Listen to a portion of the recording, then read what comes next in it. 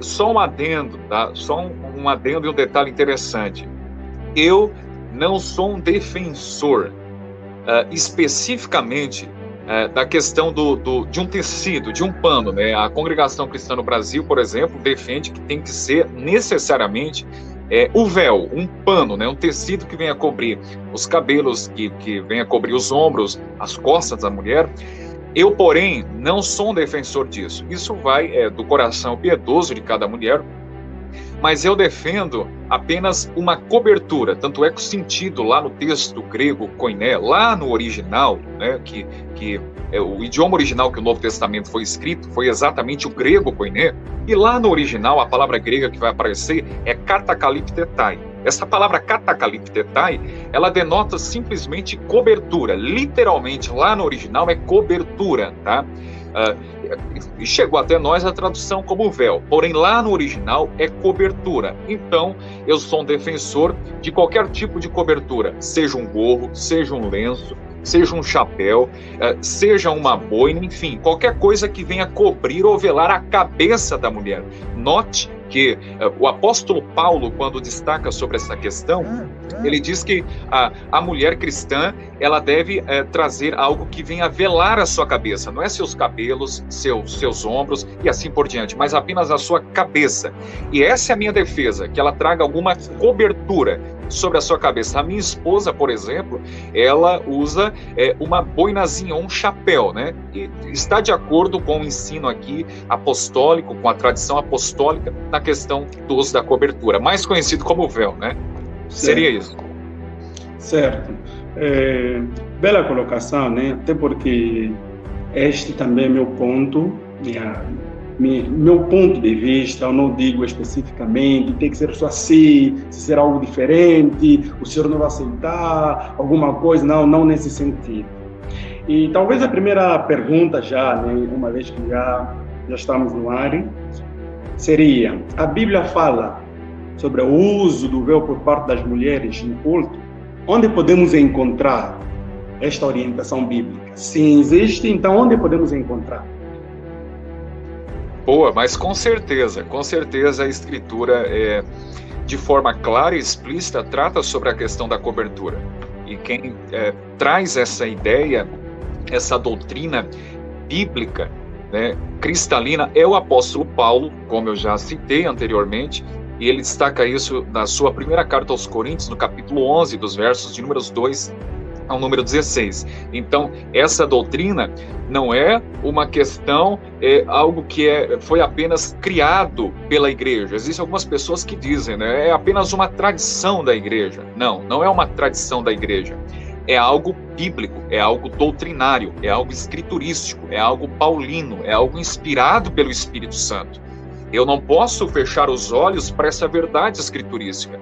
Eu não posso pegar trechos da Escritura quando me convém, aqueles trechinhos eu apenas descarto. Não, eu tenho que aceitar a Escritura como ela é, e até aquelas passagens que fogem da minha capacidade de raciocinar, que não entra no meu sistema teológico, eu tenho que me curvar diante dessa revelação e dizer: a Bíblia diz e eu creio, né? Como Agostinho dizia, quando a Bíblia fala, Deus fala. Então, o entendimento da cabeça coberta da mulher cristã no culto público é um entendimento bíblico. E, aliás, meu irmão, não é toda tradição que a gente vai descartar.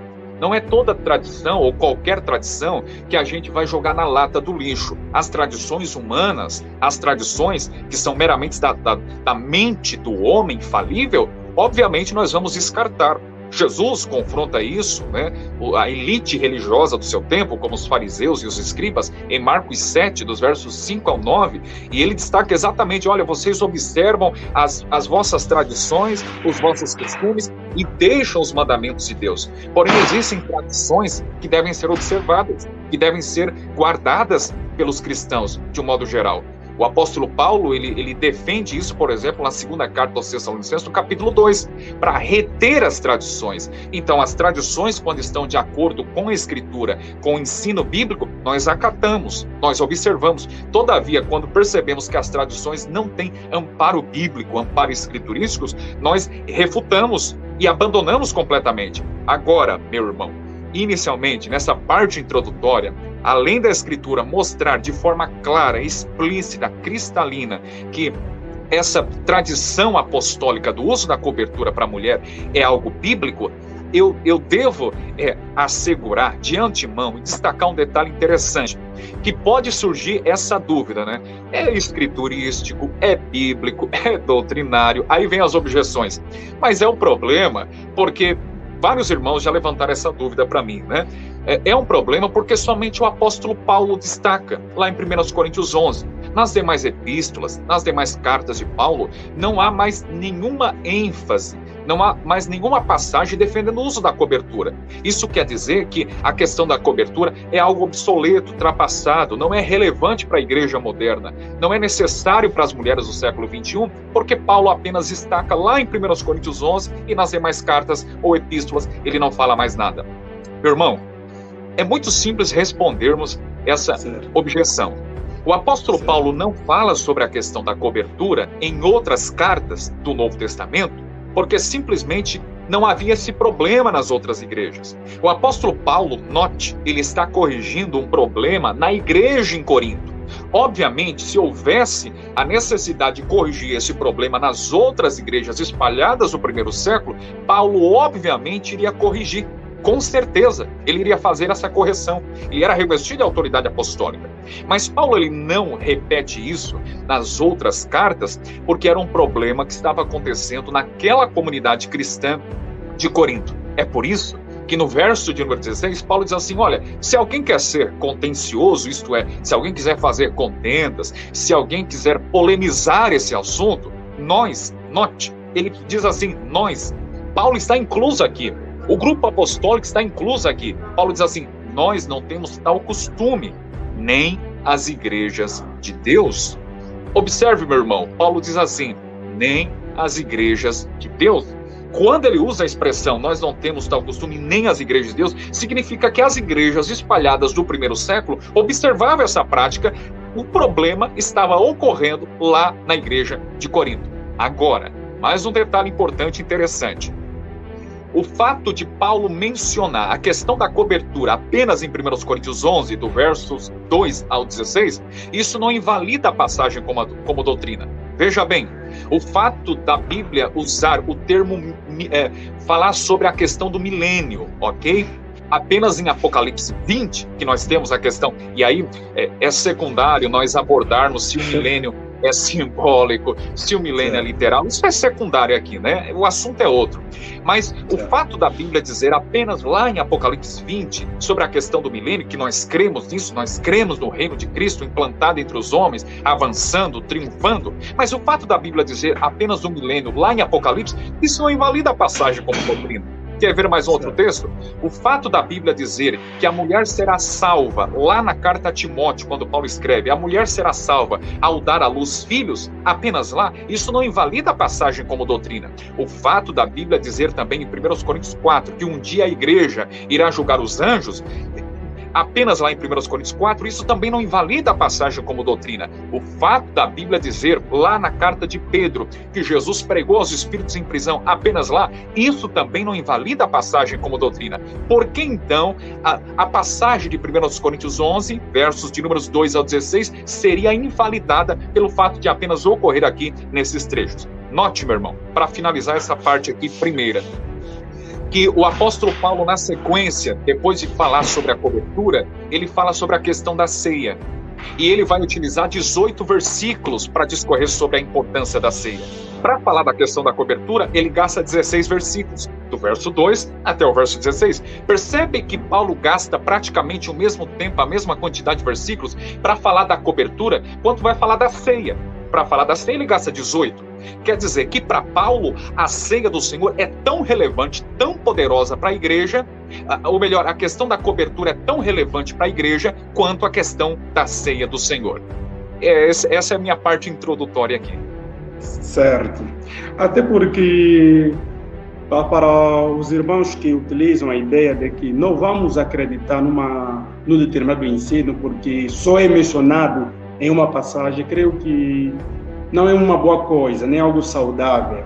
Até porque quando vamos constatar, né, em Apocalipse das 7 igrejas, nós vamos constatar que cada igreja tem um problema e a maneira conforme o Senhor dirigiu para cada pastor dessas igrejas foi de forma diferente. Não é na igreja de Efésio, ele não falou as palavras que falou para a igreja de Efésio, ele não falou na igreja de Esmirna.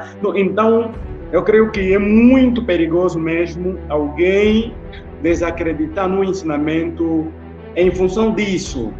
Creio que nós não podemos assim fazer. E talvez para os irmãos que estão a assistir, uma coisa que até hoje nunca esqueci, que uma vez meu pastor disse, é o seguinte: quando você ouça a respeito de um ensinamento, não diga que isso é diabólico, não diga que isto é antibíblico, sem, no entanto, você examinar profundamente, mas não é um exame superficial, mas um exame profundo, um exame que leva tempos, porque, claro, que muitos homens do passado, muitos reformadores do passado assim o faziam. Eles pegavam, examinavam, gastavam meses, gastavam anos, até a pessoa chegar a uma conclusão dizendo, não, de facto não é bíblica, mas o que acontece, o que nós temos presenciado no meio evangélico é ouvir uma coisa, dizer eu não concordo, isso é diabólico, eu não vou aceitar, às vezes porque já ouviu um pastor falando que não concorda e talvez essa mesma pessoa admira mesmo esse pastor, então se procede dessa maneira. Eu creio que nós, como crentes no Senhor, não devemos ter esse comportamento, até porque John Calvino, ele falava que quando você vá a uma igreja, você ouça um pregador transmitindo a palavra, pega todas aquelas palavras, chega em casa, pega as escrituras e compare. Se na comparação você ver que não há cononia, não há comunhão, não há como elas se conectar entre si, então não dei crédito em tal pregação, pois aquele mesmo sermão veio do coração enganoso daquele homem. Então acredito que nós, como cristãos no Senhor, devemos ter essa postura, ouvirmos alguma coisa e examinar, até porque Paulo disse, examinar tudo e retende ao bem. Devemos termos esse espírito, o anacrino,